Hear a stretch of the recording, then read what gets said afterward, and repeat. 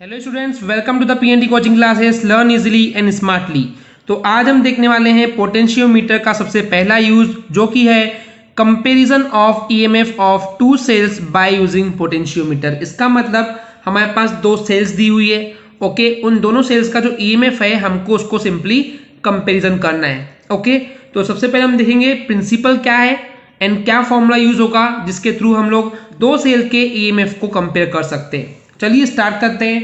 तो हम यहाँ पे क्या करते हैं, एक्चुअली प्रिंसिपल इसका यही है कि जो दो सेल्स हैं, ओके, उसको हम सेकेंडरी सर्किट में कनेक्ट करते हैं एंड सेकेंडरी सर्किट में कनेक्ट करने के बाद वन बाय वन हम उन दोनों सेल्स का ईएमएफ ऑब्जर्व करते हैं एंड सिंपली उसको कंपेयर करते हैं। जैसे कि आपको डायग्राम में दिख भी पा रहा होगा कि यहाँ पे ये सेकेंडरी सर्किट है। इन सेकेंडरी सर्किट में हमने दो सेल्स को कनेक्ट किए हैं, ओके, एंड इन दोनों सेल्स के ईएमएफ को वन बाय वन ऑब्जर्व किया जाता है, okay, by the experimental way and simply compare करेंगे। अभी कैसे काम करता है उसको तो हम मेथड में बताएंगे इन डेप्थ, फिलहाल यहीं पे प्रिंसिपल और फॉर्मूले पे फोकस करते हैं। तो सबसे पहले हम यहाँ पे लेट करें कि जो सबसे पहला सेल है उसका जो ईएमएफ है वो कैपिटल E1 है, ओके, एंड जो लेंथ है, आई मीन जो बैलेंसिंग लेंथ है, इट मीन्स यहाँ पे जैसे हम ऑब्जर्व करते हैं, यहाँ पे जॉकी को मूव करते हैं इस पोटेंशियोमीटर वायर पे to get the condition of the null point, okay. तो नल पॉइंट जहाँ पे सपोज करें कि यहाँ पे मिल रहा है, तो ये जो लेंथ होती है फ्रॉम पॉइंट ए वो होती है हमारी बैलेंसिंग लेंथ, ओके। तो ऐसे ही हम एक्सपेरिमेंट करके बैलेंसिंग लेंथ निकाल लेंगे L1। अगर स्टूडेंट्स आपको पता नहीं कि बैलेंसिंग लेंथ क्या होता है एंड ये कैसे निकालते हैं, तो इसको हमने आपको पोटेंशियोमीटर के बेसिक वीडियो में बताया था। अगर आपने वो वीडियो नहीं देखे तो पहले आपको वो वीडियो देखनी चाहिए, ओके। अब यहाँ पे क्या होगा, जो प्रिंसिपल था पोटेंशियोमीटर उसके अकॉर्डिंग हमने फॉर्मूला पढ़े थे, that is E1 is what, that is EMF is equal to rho into L1। आप चाहे तो यहाँ पे K भी लिख सकते हैं। अब यहाँ पे K क्या था, that is potential gradient, and जो L1 है वो इफेक्टिव लेंथ या फिर बैलेंसिंग लेंथ आप बोल सकते हैं। तो ये फॉर्मूला हो जाएगा that is E1 is equal to rho L1। आप चाहे तो रो भी लिख सकते हैं एंड K भी लिख सकते हैं, ओके। तो ये हो गया इक्वेशन नंबर 1। ऐसे ही जो हमारे पास सेकेंड सेल है, हम लेट करें कि जो उसका ईएमएफ है वो कैपिटल E2 है एंड जो वहां पे बैलेंसिंग लेंथ है दैट इज L2 है। तो उस केस में हमारे पास फॉर्मूला हो जाएगा सेकेंड सेल के लिए E2 is equal to rho into L2, okay. अब यहाँ क्या करेंगे, हम इक्वेशन 1 को इक्वेशन 2 से डिवाइड कर देंगे, तो हमको मिल जाएगा E1 upon E2 is equal to rho L1 upon rho L2। तो रो से रो कैंसिल हो जाएगा, तो हमको मिल जाएगा E1 upon E2 is equal to L1 upon L2, okay student. तो हम यहाँ पे जो एक्सपेरिमेंटली यहाँ पे L1 L2 जो वैल्यू मिलेगी उसी के बेस पे हम E1 एंड E2 को कंपेयर कर सकते हैं, okay students. I hope clear हो गया होगा। तो यही सिंपल सा प्रिंसिपल एंड फॉर्मूला था जिसके बेस पे हम लोग कंपेयर कर सकते हैं। चलिए बात करते हैं मेथड की। तो यहाँ पे मेथड लिखी हुई है स्टूडेंट्स, आप चाहे तो ऐसे रीड कर सकते हैं, पर इस मेथड को मैं आपको डायग्रामेटिकली समझाने वाला हूँ। आप चाहें तो ये पूरी मेथड पढ़ सकते हैं, ओके। मैं चलिए डायग्राम पे लेके चलता हूँ आपको। तो यहाँ पे डायग्राम दिख रहा है आपको स्टूडेंट्स, चलिए देखते हैं इस एक्सपेरिमेंट को कैसे किया जाता है। तो सबसे पहले क्या करते हैं, ये हमारा प्राइमरी सर्किट है जिसके अंदर ड्राइवर सेल होता है एंड यहाँ पे की लगी हुई है एंड रियोस्टेट है, ओके। तो अब यहाँ पे इसका काम क्या होता है, जो ड्राइवर सेल है बेसिकली वो पूरे सर्किट को करंट सप्लाई करता है, ओके। इट मीन्स ये एज अ बैटरी है एंड ये तब काम करेगी जब हम की को क्लोज कर देंगे, यानी कि जब इसको कनेक्ट कर देंगे, ओके। तो इस तरीके से ही काम होता है। एंड जो रियोस्टेट है वो एक्चुअली रेजिस्टेंस को कम ज्यादा कर सकते हैं। इट मीन्स इलेक्ट्रिसिटी को बढ़ाना है, कम करना है, तो बेसिकली हमको रेजिस्टेंस को कम या ज्यादा करना पड़ता है, ओके। तो ये काम करता है कि इस रियोस्टेट को हम एडजस्ट कर सकते हैं। अब हम बात करते हैं जो सेकेंडरी सर्किट है उसके अंदर दोनों सेल्स को कनेक्ट करेंगे, लेकिन जब आप कनेक्ट करेंगे तो आपको ये ध्यान रखना है, यहाँ पे जो ड्राइवर सेल है उसकी जो पॉजिटिव प्लेट है वो कनेक्टेड है विद द पॉइंट ए। ऐसे ही आप जो दो सेल ले रहे हैं जिसको हम बोल सकते हैं कि जिसका हमको ईएमएफ फाइंड करना है, उनके भी पॉजिटिव प्लेट कनेक्ट होना चाहिए पॉइंट ए से, ओके। एंड ये जो दोनों सेल है उसको हम कनेक्ट कर देंगे दो कीज के साथ, इसको टू वे कीज बोलते हैं एंड सिंपली इसका कनेक्शन हो जाएगा गैल्वेनोमीटर से एंड गैल्वेनोमीटर से कनेक्ट करते हैं जॉकी को, ओके।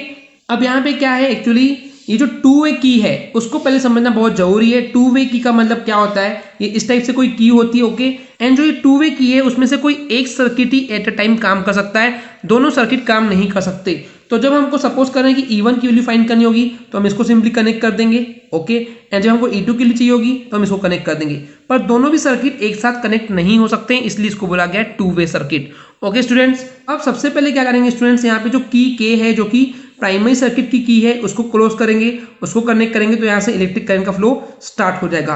अब सपोज कीजिए सबसे पहले हमको क्या करना है, E1 निकालना है। इट मीन्स सेल जो 1 है उसका ईएमएफ निकालने की कोशिश करेंगे। तो हम क्या करेंगे, जो की K1 है उसको सिंपली क्लोज कर देंगे। क्लोज करने का मतलब होता है कि वहां से इलेक्ट्रिक करंट फ्लो हो सकती है।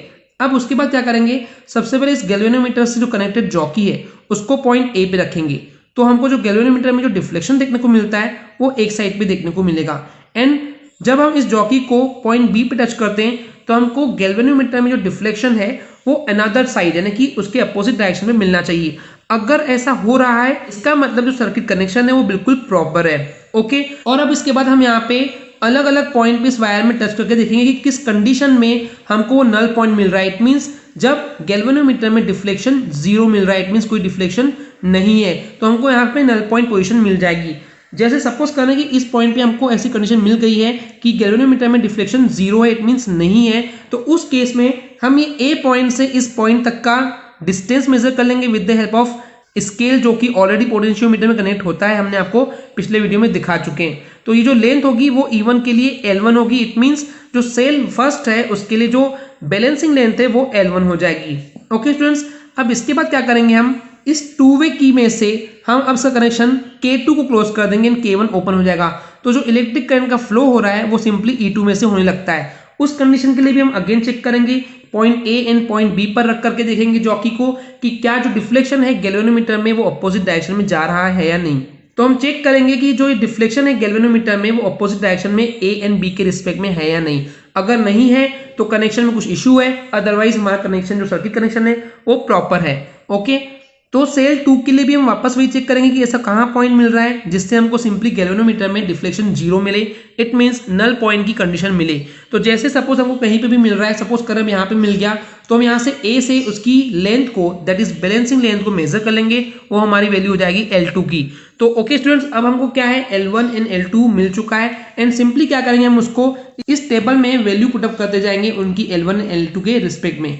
ये एक्सपेरिमेंट आपको 4 या 5 बार करना चाहिए ताकि आपको एक्यूरेट आंसर मिले। हो सकता है कभी कुछ एक्सपेरिमेंट करते हुए आपके हाथ हिल गए या कुछ ऑब्जर्वेशन गलत हो गया, तो उस एक्यूरेसी के लिए हम यहाँ पे 4-5 बार एक्सपेरिमेंट करेंगे एंड सिंपली जो अभी हमने प्रिंसिपल देखे थे उसके अंदर इसकी वैल्यू पुट कर देंगे। इससे हम E1 एंड E2 को कंपेयर कर सकते हैं। ओके स्टूडेंट्स, तो ये सिंपल सा तरीका था कि किस तरीके से दो सेल्स के ईएमएफ को कंपेयर किया जा सकता है। तो चलिए अब हम देखते हैं कि इस एक्सपेरिमेंट को करने के लिए किस प्रकार की प्रिकॉशंस या सावधानियां आपको जरूरी ध्यान में रखनी चाहिए। तो जो फर्स्ट प्रिकॉशन है, जो यहाँ पे जो स्टोरेज सेल C थी, इट मीन जिसको हम ड्राइवर सेल भी बोलते हैं, उसकी जो ईएमएफ की वैल्यू है वो हमेशा ग्रेटर होनी चाहिए उन दोनों सेल के कंपेरिजन में। अगर ऐसा नहीं होगा तो आपको बैलेंसिंग पॉइंट नहीं मिलने वाला है। ओके, तो ऑलवेज रिमेंबर ड्राइवर सेल की जो ईएमएफ की वैल्यू है वो हमेशा आपके एक्सपेरिमेंटल सेल से ज्यादा होनी चाहिए। सेकेंड प्रिकॉशंस हैं, सभी सेल के जो पॉजिटिव टर्मिनल या फिर पॉजिटिव प्लेट है वो बेसिकली पॉइंट ए से यानी कि ए की टर्मिनल से कनेक्ट होने चाहिए, अलग अलग कनेक्ट नहीं होना चाहिए।